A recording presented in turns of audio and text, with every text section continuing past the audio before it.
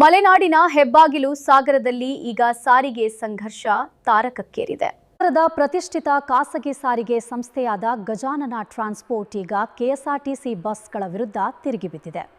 Permit ಇಲ್ಲದಿದ್ದರೂ KSRTC ಅಧಿಕಾರಿಗಳು ಅನಧಿಕೃತವಾಗಿ ಬಸ್ಗಳನ್ನು ಓಡಿಸುತ್ತಿದ್ದಾರೆ. ಇದು ನಮ್ಮ ಹೊಟ್ಟೆ ಮೇಲೆ ಹೊಡೆಯುವ ತಂತ್ರ ಎಂದು ಗಜಾನನ ಸಂಸ್ಥೆಯ ವ್ಯವಸ್ಥಾಪಕ ನರೇಂದ್ರ ಪೈ ಗಂಭೀರ ಆರೋಪ ಮಾಡಿದ್ದಾರೆ. ಅಷ್ಟಕ್ಕೂ ಸಾಗರದಲ್ಲಿ ಸಾರಿಗೆ ಇಲಾಖೆ ನಿಯಮ ಮೀರಿ ನಡೆಯುತ್ತಾ ಇದೆ. ಖಾಸಗಿ ಬಸ್ ಉದ್ಯಮದ ಅಳಲು ಕೇಳುವವರೇ ಇಲ್ವಾ? ಈ ಬಗ್ಗೆ ಒಂದು ವರದಿ ಇಲ್ಲಿದೆ ನೋಡಿ. ಸಾಗರದಲ್ಲಿ ಕೆಎಸ್ಆರ್ಟಿಸಿ ಮತ್ತು ಖಾಸಗಿ ಬಸ್ಗಳ ನಡುವಿನ ಶೀತಲ ಸಮರ ಈಗ ಬೀದಿಗೆ ಬಂದಿದೆ. ಸಾಗರದ ಗಜಾನನ ಸಾರಿಗೆ ಸಂಸ್ಥೆಯ ವ್ಯವಸ್ಥಾಪಕ ನರೇಂದ್ರ ಪೈ ಕೆಎಸ್ಆರ್ಟಿಸಿ ಬಸ್ಗಳ ಅಕ್ರಮದ ಬಗ್ಗೆ ದಾಖಲೆ ಸಮೇತ ಆಕ್ರೋಶ ಹೊರಹಾಕಿ. ಸಂಸ್ಥೆಯ ಆರೋಪದ ಪ್ರಕಾರ ಖಾಸಗಿ ಬಸ್ಗಳು ವರ್ಷಗಳಿಂದ ಅಧಿಕೃತ ಪರವಾನಗಿ ಪಡೆದು ಓಡಾಡುತ್ತಿರುವ ಮಾರ್ಗಗಳಲ್ಲಿ ಕೆಎಸ್ಆರ್ಟಿಸಿ ಯಾವುದೇ ಪರ್ಮಿಟ್ ಇಲ್ಲದೆ ಬಸ್ಗಳನ್ನು ನುಗ್ಗಿಸುತ್ತಿದೆ. ಅಷ್ಟೇ ಅಲ್ಲದೆ ಉದ್ದೇಶಪೂರ್ವಕವಾಗಿ ದರ ಕಡಿಮೆ ಮಾಡಿ ಖಾಸಗಿ ಉದ್ಯಮವನ್ನ ನಾಶ ಮಾಡಲು ಹೊರಟಿದೆ ಎಂಬುದು ಇವರ ದೂರಾಗಿದೆ. ಈ ಬಗ್ಗೆ ಸಾರಿಗೆ ಸಚಿವರು, ಜಿಲ್ಲಾ ಉಸ್ತುವಾರಿ ಸಚಿವರು ಹಾಗೂ ಶಾಸಕರಿಗೂ ಮನವಿ ಮಾಡಲಾಗಿದೆ. ಆದರೆ ಯಾರೊಬ್ಬರೂ ಸ್ಪಂದಿಸುತ್ತಿಲ್ಲ. ಹಳೆ ಮೋಟಾರು ವಾಹನ ಕಾಯ್ದೆಯನ್ನು ಅಧಿಕಾರಿಗಳು ಗಾಳಿಗೆ ತೂರಿದ್ದಾರೆ. ಸಾಗರದಲ್ಲಿ ಓಡುತ್ತಾ ಇರುವ ಸುಮಾರು 166 ಕೆಎಸ್ಆರ್ಟಿಸಿ ಬಸ್ಗಳ ಪೈಕಿ ಅರ್ಧದಷ್ಟು ಬಸ್ಗಳಿಗೆ ಪರ್ಮಿಟ್ ಇಲ್ಲ ಎಂಬ ಸಂಶಯವನ್ನ ನರೇಂದ್ರ ಪೈ ವ್ಯಕ್ತಪಡಿಸಿದ್ದಾರೆ. ನರೇಂದ್ರ ಪೈ ಅಂತೇಳಿ ಗಜಾನನ ಬಸ್ ಕಂಪನಿ ಶಿವಮೊಗ್ಗದಲ್ಲಿ ಮ್ಯಾನೇಜರ್ ಆಗಿದ್ದೀವಿ ಸರ್. ನಮ್ಮದು ಮನವಿ ಏನಂತ ಹೇಳಿದ್ರೆ, ನಾವು ಸುಮಾರು ವರ್ಷದಿಂದ ಸಾರಿಗೆ ಉದ್ಯಮ ಮಾಡ್ಕೊಂಡು ಬರ್ತಾ ಇದ್ದೀವಿ. ಕಾನೂನು ಪ್ರಕಾರ ಪರವಾನಗಿ ತೊಗೊಂಡು ಸರ್ವಿಸ್ ಕೊಡ್ತಾ ಇದ್ದೀವಿ, ಎಲ್ಲ ಮಾಡ್ತಾ ಇದ್ದೀವಿ. ಇತ್ತೀಚೆಗೆ ಕೆಎಸ್ಆರ್ಟಿಸಿ ಬಸ್ನವರು ಕಂಪನಿ ಸಂಸ್ಥೆಯವರು ಅನಧಿಕೃತ ಬಸ್ ಬಿಡ್ತಾ ಇದ್ದಾರೆ. ಅದನ್ನು ಕೇಳಕ್ಕೆ ಹೋದರೆ ಯಾರೂ ಕ್ರಮ ತೊಗೊಳ್ತಾ ಇಲ್ಲ. ಎಲ್ಲರಿಗೂ ಕಂಪ್ಲೇಂಟ್ ಮಾಡಿದ್ದೀವಿ, ಎಲ್ಲರೂ ರಿಕ್ವೆಸ್ಟ್ ಮಾಡ್ಕೊಂಡಿದ್ದೀವಿ, ಅವರು ಕೇಳಿದ್ವಿ. ಕೇಳಕ್ಕೆ ಹೋದರೆ ನಮ್ಮೆಲ್ಲ ಕಂಪ್ಲೇಂಟ್ ಇಶ್ಯೂ ಮಾಡ್ತಾರೆ, ಬಿಟ್ಟರೆ ಬಸ್ ಸೆಟ್ ಹಾಕಿದ್ರು ಅಂತೇಳಿ ಇವರು ಕ್ರಮ ತೊಗೊಳ್ತಾ ಇಲ್ಲ. ಇದಕ್ಕೆ ಪೊಲೀಸ್ನವ್ರು ಕೊಟ್ವಿ, ಸಾರಿಗೆ ಇಲಾಖೆ ಕೊಟ್ವಿ, ಸಾರಿಗೆ ಆಯುಕ್ತರು ಕೊಟ್ವಿ, ಸಾರಿಗೆ ಮಿನಿಸ್ಟ್ರಿ ಕೊಟ್ವಿ, ಎಲ್ಲರೂ ಕೊಟ್ಟಿದ್ದೀವಿ. ಕೊಟ್ಟಿದ್ದೊಂದೆಲ್ಲ ಪರ್ಸನಲ್ ಮಾತಾಡ್ಕೊಂಡು ಬರ್ತಾ ಇದ್ದೀವಿ. ಆಮೇಲೆ ಅವ್ರಿಗೆ ಪರ್ಮಿಟ್ ಕೇಳಿದ್ರೆ ಅವ್ರು ಪರ್ಮಿಟು ಅದು ಗೌಪ್ಯ ಮಾಹಿತಿ ಕೊಡೋಕ್ಕೆ ಬರಲ್ಲ ಅಂತಾರೆ. ಮೋಟಾರ್ ವಾಹನ ಕಾಯ್ದೆ 72 ಸೆಕ್ಷನ್ ಪ್ರಕಾರ ಅವರು ಬಸ್ಸಲ್ಲಿ ಎಕ್ಸಿಟ್ ಮಾಡಬೇಕು. ಎವ್ರಿ ಬಸ್ ಸ್ಟ್ಯಾಂಡ್ ಅದನ್ನು ಎಕ್ಸಿಟ್ ಮಾಡಬೇಕು. ಅಂದರೆ ಯಾವ ಬಸ್ ಎಷ್ಟೊತ್ತಿ ಬರುತ್ತೆ ಅಂತೀವಿ ಅವರಂತಲ್ಲ, ನಾವು ಯಾರು ಪರ್ಮಿಟ್ ತೊಗೊಳ್ತಾರೆ ಎಲ್ಲರೂ ಮಾಡಬೇಕು. ಆಮೇಲೆ ಸಂಬಂಧಿಸಿದ ಪ್ರಾಧಿಕಾರದವರು ಪರ್ಮಿಟ್ ತೊಗೊಬೇಕು. ಅವ್ರು ಪರ್ಮಿಟ್ ತೊಗೊಳ್ತಾ ಇಲ್ಲ, ವಿತೌಟ್ ಪರ್ಮಿಟ್ ಓಡಿಸ್ತಾ ಇದ್ದಾರೆ. ಯಾರಿಗೆ ಕೇಳಿದ್ರು ಮಾಡ್ತಾರೆ. ಈ ಪರಿಸ್ಥಿತಿಯಲ್ಲಿ ನಾವು ಬಸ್ಸನ್ನು ಓಡಿಸೋದು ಭಾರಿ ಕಷ್ಟ ಆಗ್ತಾ ಇದೆ. ನಮ್ಮಲ್ಲಿ ಪರ್ಮನೆಂಟ್ ಎಂಪ್ಲಾಯ್ 365 ಜನ ಇದ್ದಾರೆ. ಅವರು ಅವ್ರ ಫ್ಯಾಮಿಲೀಸು ಭಾರಿ ತೊಂದರೆ ಆಗ್ತಾಯಿದೆ. ನಾವು ಮ್ಯಾನೇಜ್ಮೆಂಟ್ ಹತ್ರ ಕೇಳೋಕೆ ಆಗ್ತಾ ಇಲ್ಲ. ಯಾಕಂತ ಹೇಳಿದ್ರೆ ಆರ್ಥಿಕವಾಗಿ ನಮಗೆ ಗೊತ್ತಿಲ್ಲ, ಆರ್ಥಿಕವಾಗಿ ನಮಗೆ ನಾವು ಕಷ್ಟದಿದ್ದೀವಿ ಅಂತೇಳಿ. ಮ್ಯಾನೇಜ್ಮೆಂಟ್ ಅವ್ರ ನಾವು ಜಾಸ್ತಿ ಕೋರ್ಸ್ ಮಾಡೋಕೆ ಹೋದರೆ ನಾವು ಸಂಸ್ಥೆಗೆ ಕೋರ್ಸ್ ಮಾಡ್ತೀವಿ ಅಂತ ಹೇಳ್ತಾರೆ. ನೌಕರು ಬೀದಿ ಬಾಲ್ ಬಿಡ್ತಾರೆ. ನಾವು ಕೆಎಸ್ಆರ್ಟಿಸಿ ಓಡಿಸೋದು ಬೇಡ ಅಂತ ಹೇಳಲ್ಲ, ಕಾನೂನು ಹೋಗೋದು ಪರ್ಮಿಟ್ ತಗೊಳ್ಳಿ. ಮೋಟಾರ್ ವಾಹನ ಕಾಯ್ದೆ ಅಧ್ಯಾಯ 5 ಪ್ರಕಾರ ಅವರಿಗೆ ಅವ್ರು ಪರ್ಮಿಟ್ ತೊಗೊಬೇಕು. ಜಿಲ್ಲೆ ಒಳಗಾದರೆ ಆಯಾ ಜಿಲ್ಲೆಯಲ್ಲಿ, ಜಿಲ್ಲೆ ಒಳಗಾದರೆ ರಾಜ್ಯ ಸಾರಿಗೆ ಪ್ರಾಧಿಕಾರ ಬೆಂಗಳೂರು ತೊಗೊಬೇಕು. ಅಲ್ಲಿ ಅವಶ್ಯಕತೆ ಇದೆ ತೊಗೊಬೇಕು. ಪರ್ಮಿಟ್ ಅರ್ಜಿ ಹಾಕಿದ್ರೆ ಕೊಡ್ಬೇಕಂತ ಇದೆ. ಆದರೆ ಅಲ್ಲಿ ನೀಡಿಗೆ ಇಲ್ಲ ನೋಡ್ಕೊಂಡು ಆ ಬಸ್ಸಿಂದ ಕೊಡಬೇಕು. ಅವರು ಯಾವುದೂ ಹೇಳೋದಿಲ್ಲ. ನೋಡಿ, MLA ಅವರು ಫೋಟೋ ಹಾಕ್ತಾರೆ, ನಾಳೆ ಬಸ್ ಬಿಡ್ತೀವಿ ಅಂತಾರೆ. ನಾವು ಬಿಡೋಕ್ಕಾಗಲ್ಲ. ಒಬ್ಬ ಸಾಮಾನ್ಯ ಮನುಷ್ಯ ಸ್ಕೂಟರ್ ಹೋಗ್ಬೇಕಾದ್ರೆ ಹೆಲ್ಮೆಟ್ ಹಾಕ್ತಾ ಇದ್ರೆ, ಕಾರ್ ಹೋಗ್ಬೇಕಾದ್ರೆ ಸೀಟ್ ಬೆಲ್ಟ್ ಹಾಕ್ತಾ ಇದ್ರೆ ದಂಡ ಹಾಕೋ ವಸೂಲಿ ಮಾಡ್ತಾರೆ. ಇಂಥ ದೊಡ್ಡ ಕಾನೂನು ಬಾಹಿರ ಕೆಲಸ ಮಾಡ್ತಿರೋ ಸಂಸ್ಥೆ ಮೇಲೆ ಯಾರು ಕ್ರಮ ತಗೊಳ್ತಾ ಇಲ್ಲ. ಅವ್ರಿಗೆ ತಿಳುವಳಿಕೆ ಕೊಡ್ತಾ ಇಲ್ಲ, ಸಪೋರ್ಟ್ ಮಾಡ್ತಾರೆ. ಯಾರೇ DC ಹತ್ರ ಹೋಗಲಿ, SP ಹತ್ರ ಹೋಗಲಿ, ಸಾರಿಗೆ ಆಯುಕ್ತ ಹತ್ರ ಹೋಗಲಿ, ಮಿನಿಸ್ಟರ್ ಹತ್ರ ಯಾರ ಹತ್ರ ಹೋದ್ರು ಅದು ಸರ್ಕಾರಿ ಸಂಸ್ಥೆ ಅದು ಅಂತ ಹೇಳ್ತಾರೆ. ಅವರು ಕ್ರಮ ಪರ್ಮಿಟ್ ತೊಗೊಳ್ಳಿ ಅಂತೇಳಿ ಕೇಳೋದಿಲ್ಲ. ಪರ್ಮಿಟ್ ತೊಗೊಳ್ತಾ ಇಲ್ಲ, ಕಾನೂನು ಬಂದು ಓಡಿಸ್ತಾನೂ ಇಲ್ಲ. ಆಮೇಲೆ ಏನು ಮಾಡ್ತಾರೆ ಅಂದರೆ, ನಮ್ಮ ಬಸ್ಸಿನ ಖಾಸಗಿ ಬಸ್ಸಿನ ಹಿಂದೆ ಮುಂದೆ ಪರ್ಮಿಟ್ ತೊಗೊಳ್ತಾರೆ, ಓಡಿಸ್ತಾರೆ, ಗೈಡ್ ಮಾಡಿ ಅಂತ ಹೇಳ್ತಾರೆ. ಈ ಬಗ್ಗೆ ಪೊಲೀಸ್ ಸ್ಟೇಷನ್ ಕಂಪ್ಲೇಂಟ್ ಕೊಟ್ಟರೆ ನಮ್ಮೇಲೆ FIR ಆಗ್ತಾರೆ, ಬಿಟ್ಟರೆ ಅವ್ರ ಮೇಲೆ ಏನು ಕ್ರಮ ತೊಗೊಳ್ಳಲ್ಲ. ಈ ಪರಿಸ್ಥಿತಿ ಬರ್ತಾ ಇದೆ.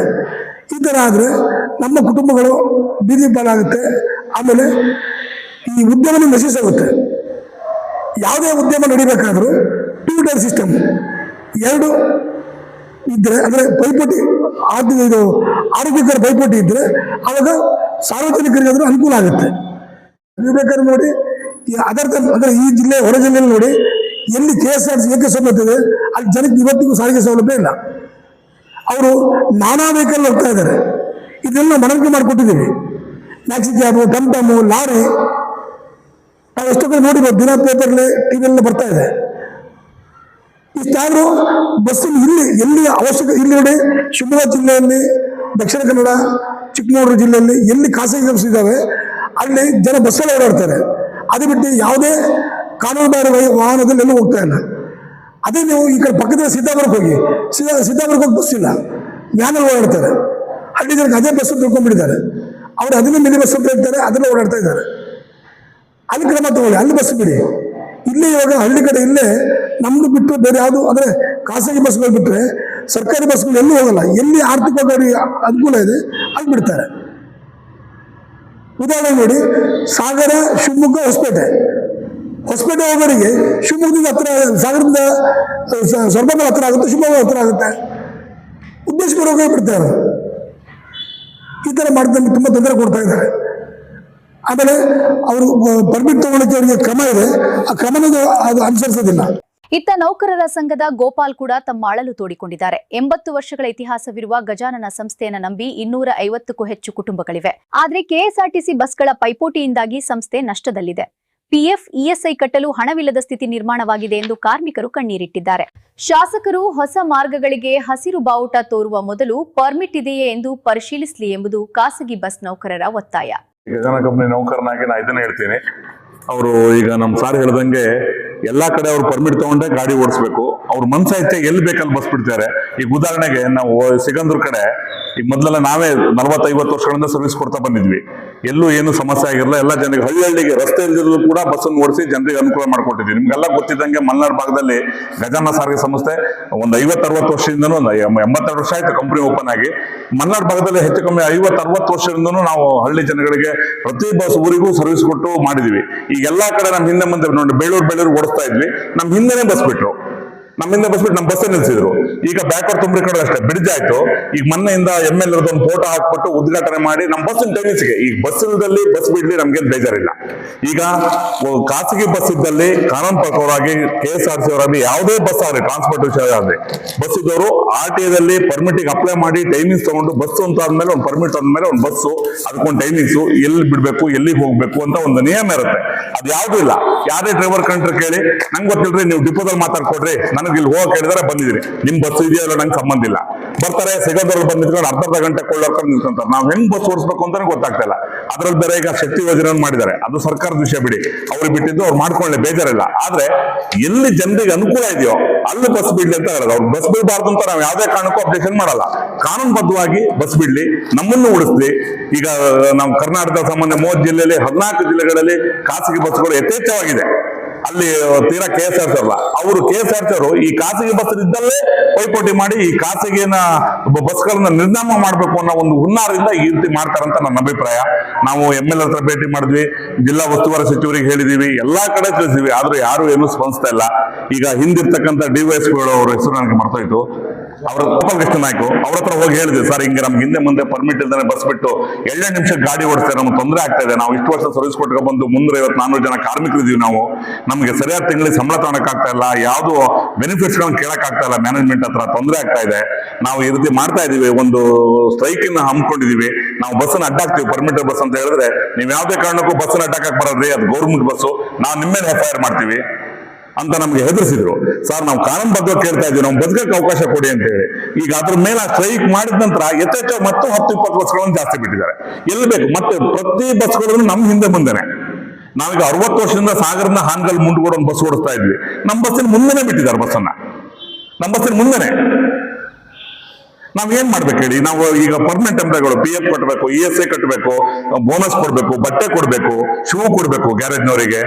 ಏನ್ ಕೊಡೋ ಪರಿಸ್ಥಿತಿಯಲ್ಲಿ ನಾವಿಲ್ಲ. ಹಿಂಗೆ ಮಾಡಿದ್ರೆ ಕಂಪ್ನಿ ಮುಗ್ತಾರದ. ನಾವೀಗ ಹೆಚ್ಚು ಕಮ್ಮಿ ನನ್ನ ಸರ್ವಿಸ್ಗೆ 40 ವರ್ಷ ಸರ್ವಿಸ್ ಗಜಾನ ಕಂಪ್ನಿ, ಇನ್ನೊಂದು 2 ವರ್ಷ ಇದೆ. ನನಗಿಂತ ಹಿಂದಿದ್ದವರು ಇನ್ನೂ ಸುಮಾರು ಜನ ಇದ್ದಾರೆ, ಒಂದು 350-400 ಜನ ಇದ್ದಾರೆ. ಆ ಕಾರ್ಮಿಕರ ಪರಿಸ್ಥಿತಿ ಏನಾಗಬೇಕು ಮುಂದೆ? ಇದು ದಯವಿಟ್ಟು ನಾನು ಪತ್ರಿಕಾ ಮುಖಾಂತರ ಕೈ ಮುಗಿದು ಬೇಡ್ಕೊಂತ ಇದ್ದೀನಿ. ದಯವಿಟ್ಟು ಇದು ಸರ್ಕಾರ ಗಮನ ಹೋಗೋ ತನಕ ತಾವು ದಯಮಾಡಿ ನಮಗೊಂದು ನ್ಯಾಯ ಕೊಡಿಸ್ಬೇಕು ಅಂತ ಕೇಳ್ತಾ ಇದ್ದೀನಿ. ಈ ಸಾರಿಗೆ ಸಮರಕ್ಕೆ ಸಂಬಂಧಪಟ್ಟವರು ಯಾವಾಗ ಪರಿಹಾರ ನೀಡುತ್ತಾರೆ ಕಾದು ನೋಡಬೇಕಿದೆ. ನೋಡ್ತಿದ್ದೀರಿ ಸುದ್ದಿಮನೆ ನ್ಯೂಸ್ ಡಿಜಿಟಲ್ ಮೀಡಿಯಾ. ಕೋ-ಸ್ಪಾನ್ಸರ್ಸ್ ನಿಮ್ಮ ನೆಚ್ಚಿನ ಹಾಗೂ ನಂಬಿಕಸ್ಥ ಸಂಸ್ಥೆಗಳಾದ RBD group of companies, royal beverages depot, royal builders and developers, royal ventures private limited, RBD motors, RBD ಸೌಹಾರ್ದ ಸಹಕಾರ ಸಂಘ ನಿಯಮಿತ, ಸಾಗರ. ಇದು ಜಮೀಲ್ ಸಾಗರ್ ಅವರ ಸಾರಥ್ಯದ ಸುದ್ದಿ ಮನೆ ಡಿಜಿಟಲ್ ಮೀಡಿಯಾ, ಸತ್ಯದ ದಾರಿ, ಜನಸಾಮಾನ್ಯರ ಧ್ವನಿ.